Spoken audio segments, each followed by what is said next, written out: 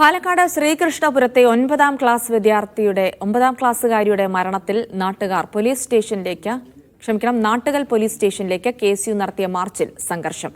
റോഡിൽ കുത്തിയിരുന്ന് പ്രതിഷേധിച്ച പ്രവർത്തകരെ അറസ്റ്റ് ചെയ്ത് നീക്കുന്നു.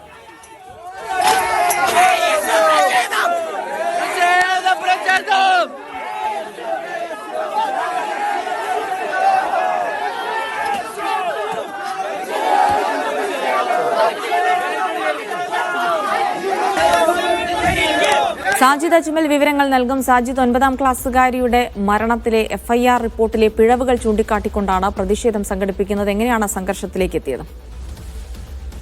Jilsy, Sreekrishnapuram saint Dominic convent സ്കൂളിലെ 9ാം ക്ലാസ്സുകാരി ആഷിർ നന്ദയുടെ മരണവുമായി ബന്ധപ്പെട്ട് ഈ പോലീസ് കേസ് രജിസ്റ്റർ ചെയ്യാൻ തന്നെ വൈകിയിരുന്നു. പിന്നീട് ഈ FIR രേഖപ്പെടുത്തിയതിൽ ഈ ആഷിർ നന്ദ പെൺകുട്ടിയാണ്, പക്ഷെ അത് മെയിൽ എന്നാണ് രേഖപ്പെടുത്തിയത്. സ്വാഭാവികമായും ഇത് കേസിനെ ഗുരുതരമായി ബാധിക്കും.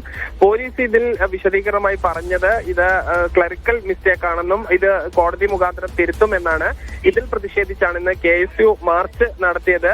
പാലക്കാട് കോഴിക്കോട് ദേശീയപാതയിൽ നാട്ടുകൽ പോലീസ് സ്റ്റേഷന് മുൻപിൽ പൂർണ്ണമായും റോഡ് ഗതാഗതം തടസ്സപ്പെടുത്തി ബാരിക്കേഡ് കെട്ടിയാണ് പോലീസ് ഈ സമരം നേരിട്ടത്. ഈ ബാരിക്കേഡ് മറിച്ചിടാൻ പലതവണ ശ്രമിച്ചു. പിന്നീട് പോലീസും KSU പ്രവർത്തകരും തമ്മിൽ വലിയ തോതിൽ ഉന്തും തള്ളുമുണ്ടായി. സന്ദീപ് വാര്യർ ഉൾപ്പെടെയുള്ള ആളുകൾ പങ്കെടുത്തിരുന്നു.